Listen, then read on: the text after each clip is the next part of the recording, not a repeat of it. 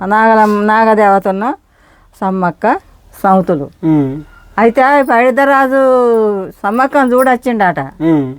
చూడొస్తే చెల్ల మరి ఆ పిల్లగాడు మంచిగా ఉన్నాడు చెడుగా ఉన్నాడు చూసిరాపో, మరి పందిట్లో కూర్చున్నాడు కదా, మళ్ళీ పెళ్లి పీటల మీద కూర్చున్నాడు, పెళ్లి చేస్తా అంటే వాళ్ళు నాకు మంచోడు చెట్టు చూసిరాపో చెల్లి అని సమ్మక్క తల్లి ఆ చెల్లెని తోలిందట నాగదమ్మని. తోలితే పైడితరాజు పైడి మొత్తం పైడి మెరుపులు మెరుతాడట. మెరుతాంట అబ్బా మా అక్కకి చెప్తే మా అక్క పెళ్లి చేసుకోండి నేనే చేసుకుంటాను అని పూల మీద కూర్చున్నదట.